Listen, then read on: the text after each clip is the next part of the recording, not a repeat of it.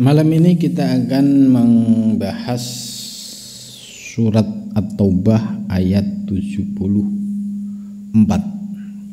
Ini masih terkait dengan ciri-ciri orang munafik ya. A'udzu billahi minasyaitonir rajim. Bismillahirrahmanirrahim. Yahlifuna billahi ma qalu wa laqad qalu kalimatal kufri wa kafaru ba'da islamihim wa hammu bima lam yanalu wa ma naqamu illa an aghnahumullahu wa rasuluhu min fadlihi fa iyyatubu yaku khairan lahum wa in yatawallaw yu'adzibhumullahu adzaban aliman fid dunya wal akhirah wa ma lahum fil ardi min waliyyin wala nasir ya. Jadi ini masih menjelaskan kelakuan orang-orang kafir Quraisy ya zaman dulu ya. Tidak hanya kafir Quraisy tapi orang-orang yang sudah beriman tapi munafik ya. Dia di hadapan Nabi ya mantuk-mantuk, nunduk-nunduk, sami'na wa ata'na wahai Nabi gitu. Tapi mereka sesungguhnya munafik gitu. Nah, ciri-ciri munafik di sini dijelaskan. Yahlifuna billah. Mereka bersumpah billahi atas nama Allah. Ya kadban ya dengan bohong. Gitu. Jadi ciri-ciri kalau ada orang ya belum apa-apa kok demi Allah, ya, demi Rasulullah. Nah, ini indikasi bahwa orang ini banyak bohongnya. Karena kalimah qasam itu ya biasanya itu dikeluarkan ya sebagai senjata pamungkas ya, belum apa-apa ya demi Allah, demi Rasulullah. Nah, ini sesungguhnya orang ini memiliki karakter dan kebiasaan gampang sumpah. Itu berarti hanya untuk menutupi kebohongan yang dia lakukan. Maka yahlifuna billah, mereka bersumpah demi Allah ya. Kalimat sumpah kalau dalam ilmu nahwu itu kan ada waw qasam, ba qasam, ta qasam ya. Wallahi ya, demi Allah, billahi ya, demi Allah, tawahi ya, juga demi Allah. Di sini billahi gitu. Artinya kalau ada orang menggunakan kalimat tersebut, ini berarti benar-benar dia bersumpah. Tapi karena dia orang munafik, ya bibirnya yang bersumpah, tapi sesungguhnya dia ingkar. Gitu. Maqalu, mereka tidak berkata, yaitu orang-orang yang munafikin tadi. Mereka tidak berkata seolah-olah dia menganggap dusta apa yang dibawa oleh Nabi Muhammad berupa Al-Quran. Dan apa yang disampaikan oleh Nabi Muhammad yaitu berupa ucapan dan nasihat-nasihat. Walaqad qalu, dan sungguh mereka telah berkata kalimat al-kufri, dengan kalimat keingkaran. Ya, ay kalimut ta'ni, yaitu kalimat ya keingkaran, wa tadhib, dan kebohongan, al-mustalzim lil kufr, yang selalu berlaziman dengan kekafiran, fa khalafu ala adamil qaul kadiban ya, mereka bersumpah ya tidak didasari dengan kejujuran melainkan dengan kebohongan. Wa hum fi anfusihim ya, dan itu nyata pada diri mereka, yaitu orang-orang yang bersumpah tapi bohong. Wa kafaru, dan mereka kufur, ingkar ya, ingkar terhadap kebenaran ajaran Al-Quran ingkar terhadap dakwah Nabi Muhammad. Wa aradu, dan mereka berpaling anhu dari Nabi Muhammad ba'da islamihim, sesudah mereka menyatakan Islam di hadapan Nabi Muhammad. Itu. Jadi mereka ingkar setelah dia menyatakan Islam. Wahamu, dan mereka memiliki keinginan, himmah, cita-cita. Bima lam yanalu, cita-cita yang belum terlaksana. Keinginan yang belum terlaksana. Apa? Keinginan kafir Quraisy, orang-orang munafik terhadap Nabi, yaitu min qatlir rasul. Mereka punya niat yang sangat buruk, yaitu ingin membunuh Rasulullah sallallahu alaihi wasallam.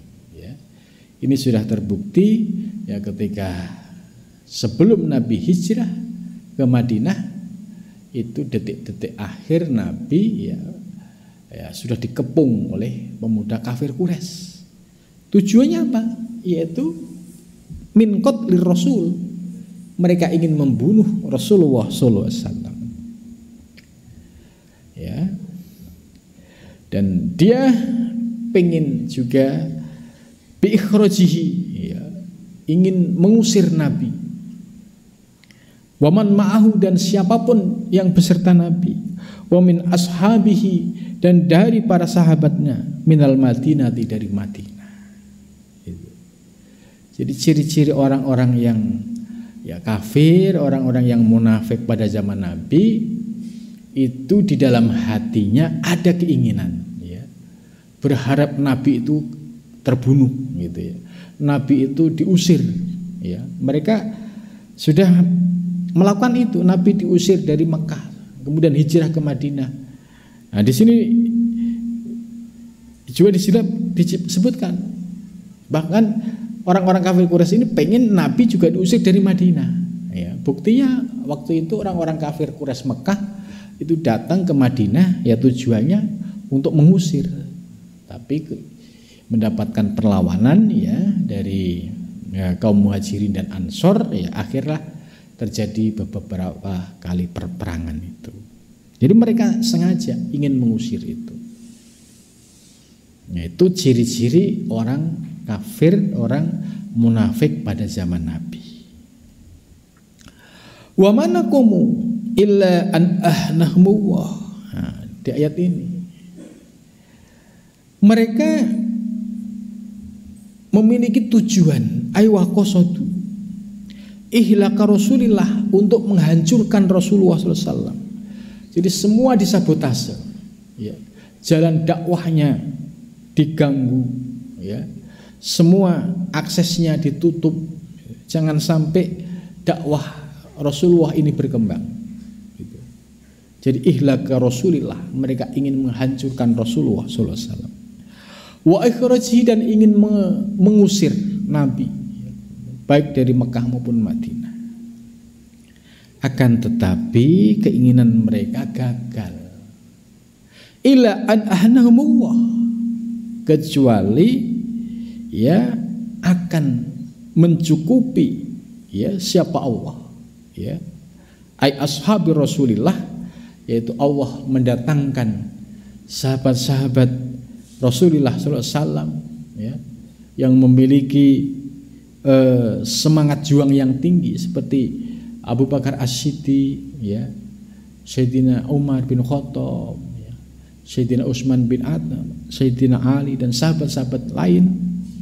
Itu merupakan cara Allah untuk menolong perjuangan Nabi di dalam dakwah Islam.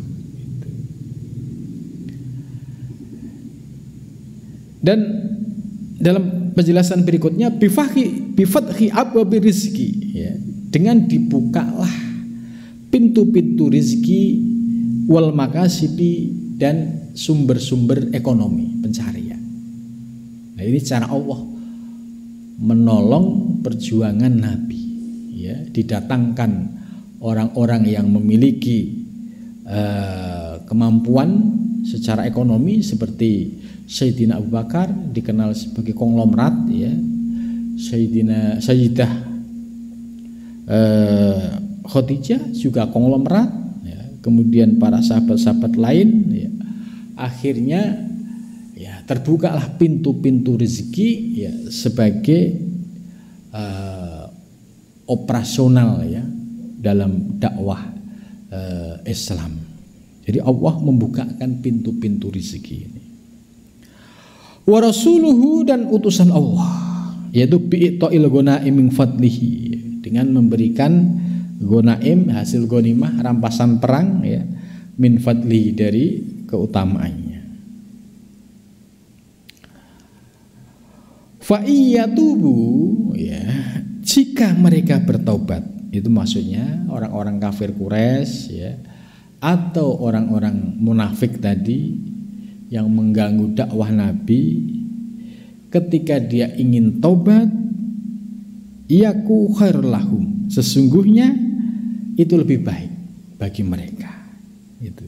Jadi fa iyatubu yaku khairul lahum, jikalau mereka bertaubat, ya, dengan ketulusan, ya, kemudian masuk Islam, mengikuti jejak para sahabat yang lain seperti Sayyidina Umar bin Khattab, itu yaku khairun, ini akan lebih baik.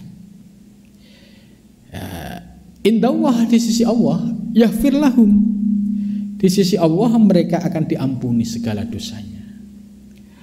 Wa ya'fu an zalatihim, dan diampuni segala tergelincirnya, ya, pada saat mereka memusuhi Nabi Muhammad. Itu.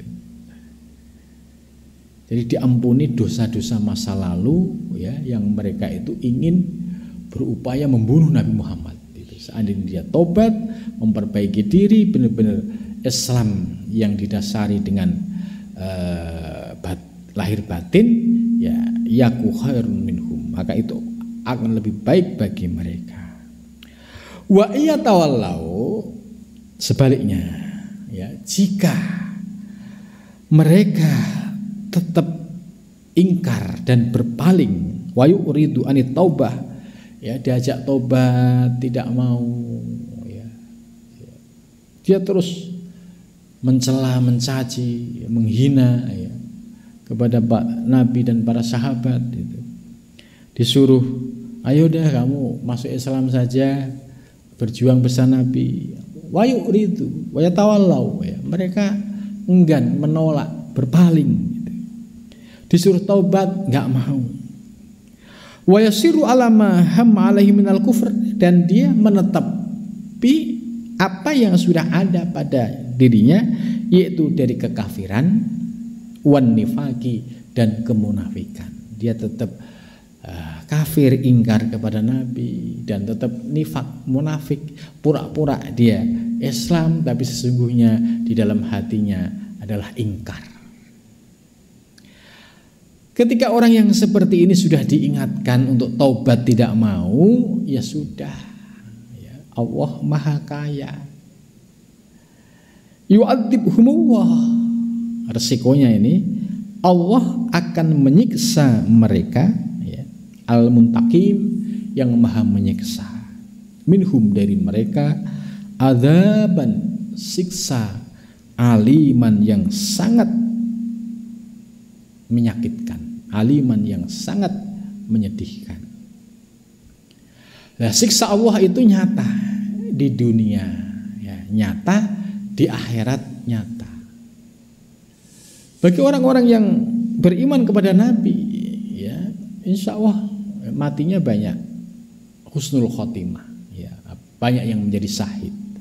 Tapi kalau dia ingkar kepada Nabi sampai meninggal, itu pasti meninggalnya dalam keadaan su'ul khotimah, karena sudah dihadirkan seorang nabi yang bisa menyelamatkan, tapi mereka tetap ingkar untuk beriman kepada Nabi, sehingga adzaban aliman, mereka mendapatkan siksa yang sangat pedih.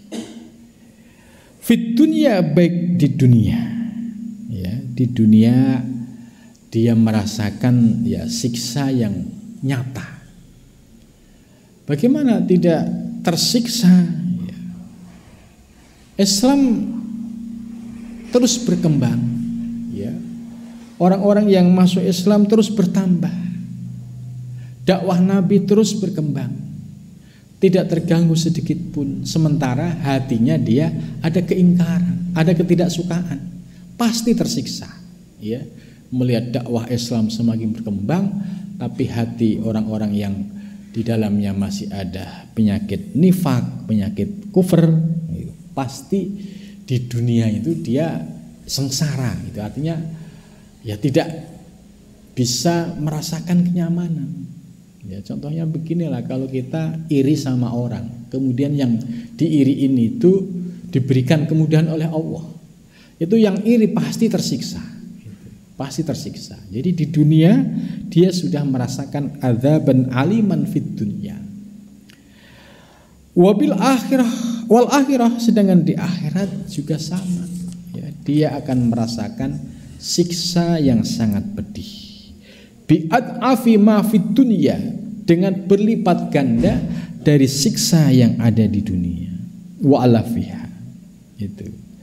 Sebab dia ya telah merugi, ya, karena sudah didatangkan seorang nabi dan rasul di hadapannya, bukannya beriman malah ingkar.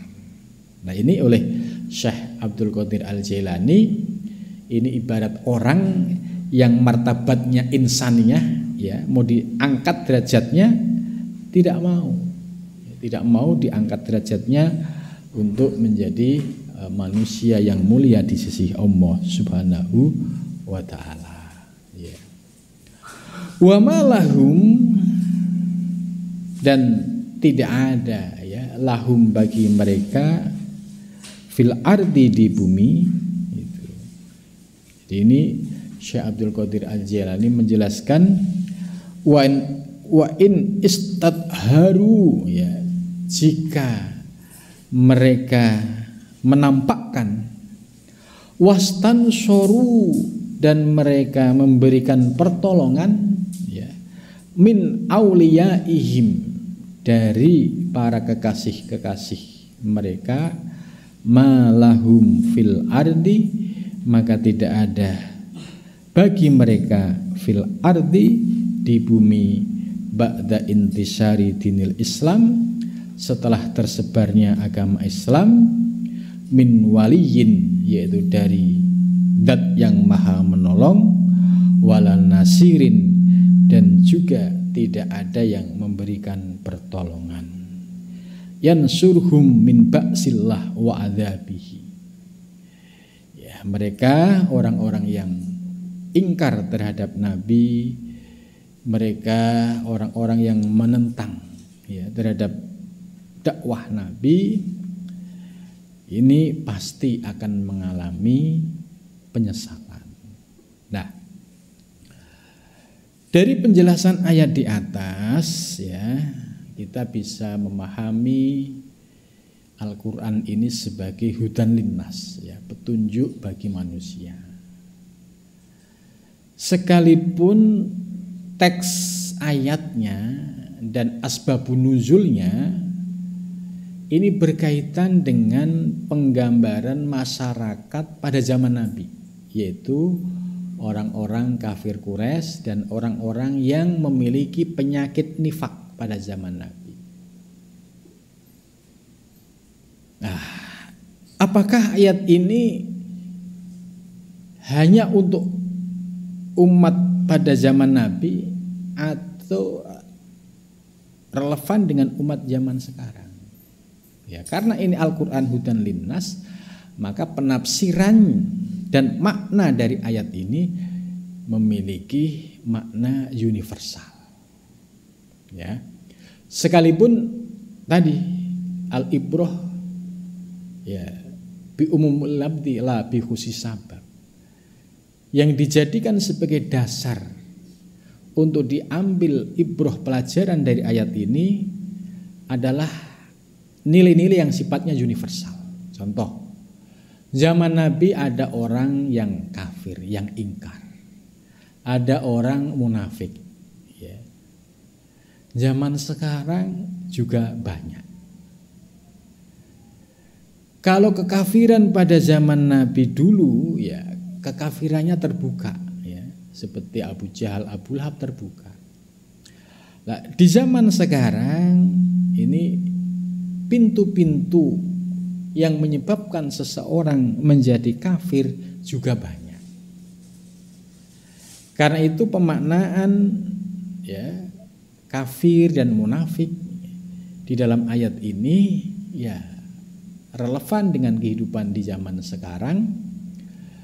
Artinya bahwa kafir itu adalah sifat keingkaran, ya. Apakah ingkar terhadap dakwah Islam? Apakah dia ingkar terhadap ajaran-ajaran yang hak? Ya. Ini kan selalu ada ya di tengah masyarakat atau di lingkungan kita. Apabila kita bisa memahami bahwa zaman Nabi dulu juga banyak yang ingkar, banyak yang munafik, ya tentu di zaman sekarang juga sama. Ya, tidak sedikit yang ingkar dan juga tidak sedikit yang munafik. Artinya ada penyakit batiniah yang sama zaman Nabi dengan zaman sekarang. Nah, dari ayat tadi dijelaskan orang yang tetap menetapi sifat-sifat buruk ya seperti ingkar, seperti munafik ya. Itu kalau ditetepin sampai ajal tiba, ya ini termasuk min alamatis su'il khotimah. Orang yang semacam ini ya, oleh ayat ini dijelaskan yu'adzib humullah adzaban aliman fid dunya wal akhirah. Dia akan merasakan pedihnya siksanya tidak hanya di akhirat tapi fid dunya, di dunia wal akhirah dan akhirat. Ya kita bisa melihat ya ke dalam situasi ya kondisi kita. Andai misalkan ada orang yang selalu mengganggu dakwah Islam, ya, mengganggu pengajian, mengganggu istilah taklim, gitu. Sementara ilmu yang disampaikan itu ilmu hak. Dia tidak suka itu atas dasar tadi karena nifakon, ada penyakit munafik. Gak seneng kalau diajak yang benar itu gak senang.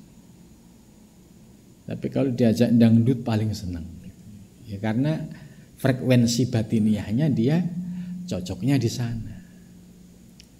Maka orang-orang yang memiliki keingkaran di dalam dakwah ini pasti akan mengalami penderitaan. Dakwah ini kan tidak akan surut, tapi akan terus berkembang. Ini sejak zaman Nabi terbukti. Orang-orang yang ingkar pada Nabi, ya dia akhirnya menyesal dunia akhirat. Wong cahaya sudah datang di hadapan mata, diingkari, akhirnya menyesal dunia akhirat. Di zaman sekarang juga sama, ketika ya cahaya-cahaya penerus dakwah Nabi ini hadir di tengah-tengah kita, kemudian kita dengan hawa nafsu kita masih mengikuti pikiran-pikiran negatif gitu, mengikuti hawa nafsu, berat untuk melangkah, berat untuk ngaji gitu. Nah, ini akan mengalami hal yang sama. Kita akan menyesal ya pada saat ya datang waktunya sakaratul maut, sementara bekal keimanan kita masih belum ada. Penyakit-penyakit batiniah kita ya seperti iri, dengki, hasud, riya, ujub, takabur belum juga kita tundukkan. Ya, apalagi selama hidupnya itu ya bikin masalah di tengah masyarakat, belum juga ditobati gitu. Alangkah sedih dan menyesalnya. Ditambah lagi ya, bekal akhirat, infak sedekah juga minus gitu. Sementara malaikat Israil pencabut nyawa sudah di hadapan. Ini yang disebut adzaban aliman fid dunya wal akhirah. Dia merasakan penderitaan yang tiada tara. Mau tobat sudah terlambat. Di dunia merasakan penderitaan yang seperti itu, ya apalagi di akhirat. Bahkan di sini dijelaskan akhirat itu bi'at afin ma fid dunya. Penderitaannya berlipat ganda, 1000 kali lipat dengan penderitaan di dunia ini. Itu, maka ayat ini ya bisa menjadi pegangan kita ya untuk terus bersemangat ya menghilangkan ya istilahnya tanda kutip kekafiran di dalam diri kita atau kemunafikan yang ada di dalam diri kita. Ya jangan sampai kita merasa paling bersih, paling suci. Nah, ketika kita sudah terhinggapi penyakit paling bersih, paling suci, nah itu nanti penyakit kibir yang muncul, ujub muncul. Akhirnya tidak pernah dirinya ini terlepas dari penyakit-penyakit batinnya. Jadi dalam hal ini ya teksnya sama, cuma konteks ya pemaknaan penafsiran ayat ini ada kesamaan di dalam ilat ya.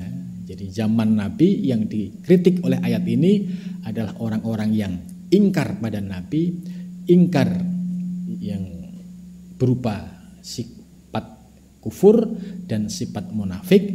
Nah, kemudian di zaman sekarang juga sama. Tantangan orang yang hidup pada zaman sekarang ya penyakit kekufuran, kekafiran yang ada di dalam dirinya, keingkaran.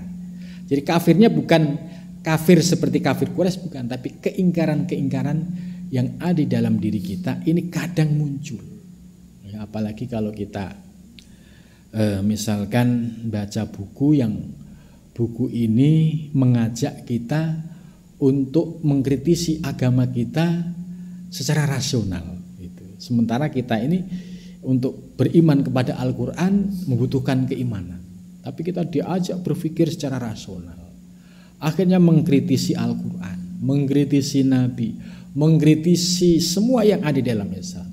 Nah ini kalau sudah mulai masuk ke wilayah ini selangkah lagi pintu kekafiran cukup dekat sekali. Banyak ya orang-orang yang belajar filsafat ya, kemudian dia berpikir secara kritis ya, biar agak ilmiah gitu ya. Padahal ya nggak ilmiah kalau kemudian berpikir kritis akhirnya menjadi ingkar dan akhirnya menolak ajaran agama Islam. Sudah banyak ya contoh-contoh ya. Saya pernah mendengarkan cerita langsung ada mahasiswa ya, sebuah perguruan tinggi, dia belajar filsafat.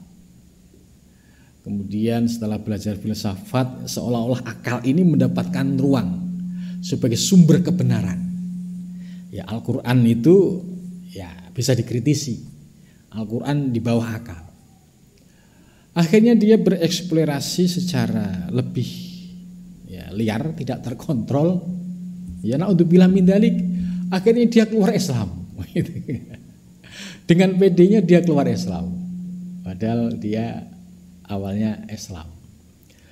Setelah keluar Islam ke agama A, nggak cocok, pindah ke agama B, nggak cocok juga, pindah ke agama C. Sampai akhirnya kemudian ya mungkin masih ada pintu hidayah. Ya. Jadi menurut kisahnya kalau dia ada azan itu panas katanya gitu. Nah, tapi suatu ketika mendapatkan hidayah akhirnya dia kembali ke Islam setelah berkelana tadi. Coba kalau pas wafatnya itu di luar sana tadi kan sangat menyedihkan. Terus ada juga lagi kisah ya, orang yang belajar filsafat ya tanpa kontrol. Ya, S1 filsafat, S2 filsafat, S3 filsafat gitu. Lepas kontrol sampai dalam kesimpulan akhir Tuhan tuh nggak ada. Tuhan tuh nggak ada. Ya mungkin ini juga masih untung dia, ya, masih mendapatkan hidayah. Kemudian dibuktikan oleh Allah, ya, dia diberikan pengalaman nyata dalam mimpi. Ya. Di alam mimpi ini dia digebukin, ya, dibuat bal-balan, ya, ditendang sana, tendang sini. Terus setelah itu bangun tidur, badannya terasa capek, sakit semua gitu. Akhirnya dia sadar, oh ternyata ada hubungan antara alam gaib dengan alam dunia. Ya, akhirnya kembali kepada pemahaman yang lurus. Nah, ini yang dimaksud bahwa tantangan di zaman sekarang, ya, kekufuran ini bisa juga disebabkan oleh pemikiran-pemikiran yang lepas kontrol, sehingga menyebabkan dia berpikir secara liberal, tidak didasari dengan ajaran Islam. Ya, kita nggak apa-apalah disebut istilahnya kaum tradisionalis yang tetap menjadikan Al-Quran sebagai pedoman, kemudian akal ini sebagai pendukung, ya, untuk memperkuat kebenaran Al-Quran. Ya, kita lebih memilih zona aman ini daripada yang aneh-aneh, kemudian akhirnya terbawa kepada kesesatan. Ya, mudah-mudahan dari penjelasan ayat ini ya bisa menjadi pegangan bagi kita bahwa selalu ada di dalam diri kita ini penyakit-penyakit batiniah tadi, yaitu kalau bahasanya nifak, ya, kemunafikan, dan juga kekafiran. Tapi kekafiran di sini bukan kekafiran sebagaimana kafir Quraisy, tapi keingkaran-keingkaran. Contoh keingkaran-keingkaran itu mudah sekali, ya. Contoh ketika kita disuruh untuk percaya surga itu ada, neraka itu ada, itu kadang akal kita ini kan, mosok yang benar, terus kalau ada di mana gitu. Nah ini keingkaran-keingkaran yang tipis-tipis gitu. Kemudian kita disuruh, ya, untuk selalu merasa diawasi oleh Allah gitu. Ini kalau orang yang berpikir secara rasional, ya, ngapain Allah ngurusin yang kayak begini gitu kan. Nah, ini kalau orang yang terlepas dari pegangan Al-Quran itu akan bicara agak liar, ya, agak terlepas dari kontrol. Ini yang menyebabkan selangkah lagi menuju kekafiran yang hakiki. Nah, mudah-mudahan kita diberikan anugerah lahir dan batin oleh Allah, yaitu anugerah keimanan, dan mudah-mudahan disempurnakan dengan nurul hikmah dan nurul ma'rifah. Amin ya rabbal alamin. Mudah-mudahan kita bisa menjalani, mengamalkan apa yang diajarkan di dalam kitab ini.